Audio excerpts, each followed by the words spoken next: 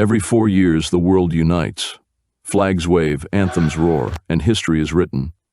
But long before the dazzling lights, the roaring crowds, and the legends we celebrate today, there was a beginning, a time when football's greatest stage was just a dream. This is the story of the tournament that changed everything, the FIFA World Cup. The year was 1930. Football had already captured hearts across continents, but there was no true battleground for nations to settle the question, who was the best in the world? That changed when FIFA, led by Jules Rimet, set the stage for the first ever World Cup in Uruguay. A tournament that started with just 13 teams played under the South American sun would go on to become the biggest sporting event on the planet. But it wasn't without struggle. Several European nations hesitated to make the long journey across the Atlantic. Some teams declined, citing logistical nightmares. In the end, only 4 European nations made the voyage. The world's first true footballing spectacle was about to begin. Did you know?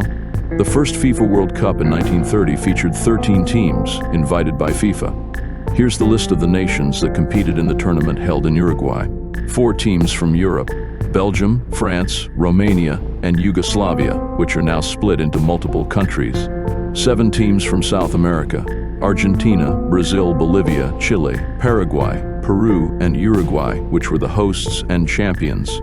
And lastly, 2 teams from North America, which are Mexico and the United States of America. It all began in 1930, when the world's greatest football tournament was born. Nations from around the world gathered in Uruguay, a country that had already established itself as a football powerhouse, with the newly built Estadio Centenario in Montevideo as the grand stage. The world's first FIFA World Cup unfolded in front of a roaring home crowd of 93,000. Under the guidance of coach Alberto Supici, Uruguay showcased an attacking style of football that left their opponents in awe. The final against Argentina was a clash of South American giants, filled with drama, fierce tackles, and controversy. As the match neared its conclusion, Hector Castro, despite having only one arm, sealed Uruguay's 4-2 victory, crowning them the first ever world champions. Uruguay's victory sparked outrage in Argentina, leading to riots in Buenos Aires. The passion for football had already reached fever pitch. Did you know? The referee for the final, John Langenius, only agreed to officiate after being assured a safe escape route from the stadium in case of riots. Well, the riot finally happened, and I hope he made it out of there in time. As the years went on, the World Cup expanded. The tournament moved to Europe, Italy, Africa, North America, South America, and Asia. Italy came into the World Cup led by Vittorio Pozzo, became the first team to win back-to-back World Cups. The 1934 tournament, held in Italy, was known for its intense physicality. In the final, Italy defeated Czechoslovakia 2-1 in extra time, with Angelo Sciavio scoring the decisive goal. 4 years later, in 1938, France hosted the tournament. Italy once again proved their dominance. Led by legendary forward Giuseppe Meazza, they crushed Hungary in the final, becoming the first team to retain their title. Italy's controversial triumph raised eyebrows. Some even claimed referees were influenced to favor the hosts. Did you know? Meazza's shorts fell down while taking a penalty in the semi-final, but he still managed to score. In 1939, shortly after the World Cup, storm clouds loomed over Europe. Several nations withdrew from the World Cup, and the specter of war threatened to halt football altogether. When World War II erupted, the World Cup vanished for 12 years. Football's greatest stage had gone dark, but it would return. After the devastation of the war, the world needed something to believe in. Football returned in 1950, and with it came one of the sport's greatest shocks. The World Cup was unlike any other, featuring a final group stage instead of a single final match. Held in Brazil, the tournament's conclusion saw a defining moment in football history, the Maracanazo. The hosts, Brazil, were overwhelming favorites. With over 200,000 fans packed into the Maracana Stadium, they faced Uruguay in what was expected to be a coronation. Friaca put Brazil ahead early in the second half, but Juan Alberto Schiaffino equalized. Then, with just 11 minutes left, Alcides Gigia stunned the crowd by scoring the winner, silencing an entire nation. Managed by Juan Lopez, Uruguay's squad, led by captain Obdulio Varela, etched their name into history by winning 2-1, securing their second World Cup title. Gigia later said, Only 3 people have silenced the Maracana, the Pope, Frank Sinatra, and me. Did you know? The Brazilian national team completely changed their kit after the 1950 final, ditching their all-white jerseys in favor of the now iconic yellow and blue. In 1954, the World Cup returned to Europe, and Switzerland hosted a tournament that would see one of football's greatest underdog stories. Hungary, the mighty Magyars, led by Ferenc Puskás, were unbeaten for 4 years and had crushed West Germany 8-3 in the group stage. The final in Bern seemed like a formality. Within the first 8 minutes, Hungary was already 2-0 up. But West Germany, managed by Sepp Herberger, refused to crumble. Goals from Max Morlock and Helmut Rahn leveled the match before Rahn struck again in the 84th minute to seal a 3-2 victory, completing one of football's greatest comebacks, which would be called the Miracle of Bern. Did you know? The 1954 final was the first World Cup match ever broadcast live on television. That is astonishing.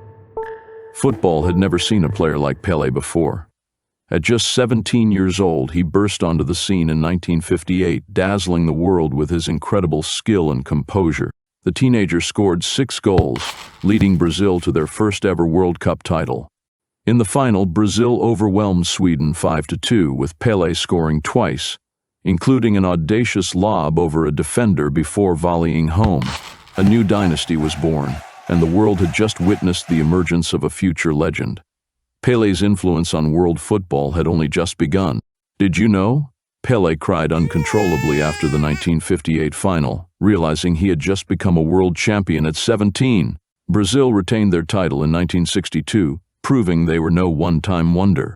Despite losing Pele to injury early in the tournament, the squad showcased their depth and brilliance.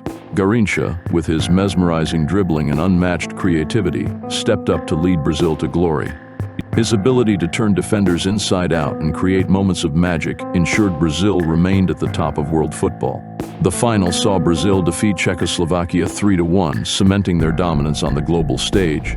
With back-to-back World Cup triumphs, Brazil's reputation as football's superpower was firmly established. From Uruguay's historic win in 1930 to Brazil's back-to-back victories in 1958 and 1962, which World Cup winning team do you think had the most iconic style of play? Was it Uruguay's grit, Italy's defense, Germany's resilience, or Brazil's samba magic? Let me know your thoughts and comments below. And please like and subscribe to our channel as we continue with our story. In 1966, the World Cup came home to England, and what followed was the most iconic final in tournament history. With Wembley Stadium packed to capacity, England faced West Germany in a thrilling contest that would be remembered for generations. The match was a roller coaster of emotions, with both teams displaying incredible determination and skill. Then came the moment that would spark decades of debate: Geoff Hurst's controversial goal. His shot struck the crossbar, bounced down, and was awarded as a goal by the referee after consultation with the linesman. But did it really cross the line? To this day, it remains one of football's most controversial moments. England, managed by Alf Ramsey, showed resilience and tactical brilliance. With the game tied at 2-2, Hurst completed his historic hat-trick in extra time, securing a 4-2 victory. The legendary Sir Bobby Charlton played a pivotal role, while Captain Bobby Moore's leadership ensured England's triumph. As Moore lifted the Jules Rimet trophy, Wembley erupted in joy, and England was crowned world champions for the first, and so far, only, time. Did you know? England's victory remains their only World Cup triumph to date. Football had never seen a team like Brazil in 1970. Playing in the scorching heat of Mexico, they redefined attacking football, blending skill, creativity, and precision in a way never seen before. Every player had flair, vision, and technical brilliance, making them the gold standard for beautiful football. Led by the legendary Pele, the squad featured an all-star lineup including Tostão, Jairzinho, Rivellino, and Carlos Alberto, managed by the visionary Mario Zagallo. Each player was capable of magic, and their chemistry was unmatched. The final against Italy at the Azteca Stadium was nothing short of a masterclass. Brazil dominated from start to finish, displaying their fluid, attacking style. Pele opened the scoring with a towering header, soaring above defenders to put Brazil ahead. The game ended with one of the greatest team goals in history. Pele, with perfect vision, rolled the ball into the path of Carlos Alberto, who blasted it into the net. Brazil won 4-1, securing their third World Cup title, which meant they got to keep the Jules Rimet trophy forever. Brazil became the permanent custodians of the Jules Rimet trophy after their third World Cup victory in 1970, fulfilling the stipulation that any team winning the tournament 3 times would receive the trophy in perpetuity. Did you know? Brazil's team was the first World Cup winning side to be broadcast in full color. The 1974 World Cup introduced the world to total football, a tactical revolution led by Johan Cruyff's Netherlands. Their fluid style of play, where players seamlessly interchanged positions, left opponents bewildered. But despite their brilliance, it was West Germany, led by the legendary Franz Beckenbauer, who emerged victorious on home soil. The final was a showdown between the dazzling Dutch and the resilient Germans. In a stunning opening moment, Johan Neeskens scored from the penalty spot within the first minute, before a German player even touched the ball. The Dutch seemed destined for glory, controlling possession with their beautiful, free-flowing football. However, the hosts refused to be overwhelmed. Paul Breitner equalized from the spot, shifting the momentum. Then, in a defining moment, Gerd Müller, Germany's all-time great striker, turned swiftly inside the box and fired the winning goal, completing a 2-1 comeback. West Germany lifted their second World Cup trophy, proving that tactical discipline could triumph over artistry. Müller's goal in the final was his last for West Germany. He retired from international football immediately after, cementing his place as a legend. Did you know? Müller's final goal was his 68th for West Germany, a record at the time. The Jules Rimet trophy was replaced in 1974 for a few reasons. The trophy was showing signs of wear and tear after being used for 40 years, and the trophy was relatively small, standing at just 13.6 inches, 35 centimeters tall, so FIFA wanted a new, more modern design that would better represent the tournament. The FIFA World Cup trophy was presented in 1974 and was designed by Italian sculptor Silvio Gazzaniga. The trophy is made of 18-karat gold and weighs 13.6 pounds, 6.1 kilograms. And the trophy depicts 2 figures holding up the earth, symbolizing the unity of the world through football. The new trophy was first awarded to West Germany in 1974, and it has been used in every World Cup since then. Which design do you prefer? The Jules Rimet trophy or the FIFA World Cup trophy? Let us know your answer in the comments section. The 1978 World Cup was filled with controversy, political tension, and unforgettable football. Hosted by Argentina, the tournament unfolded under the shadow of the country's military dictatorship, raising concerns about fairness and integrity.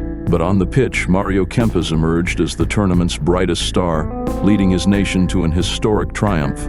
The final in Buenos Aires saw Argentina face the Netherlands in a tense and dramatic encounter. The Estadio Monumental was packed with passionate home fans, creating an electrifying atmosphere. Kempes opened the scoring with a brilliant solo effort, sending the stadium into a frenzy.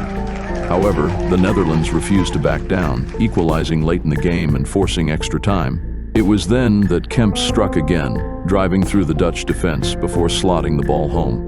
Daniel Bertoni sealed the 3-1 victory, securing Argentina's first ever World Cup title under manager Cesar Luis Menotti.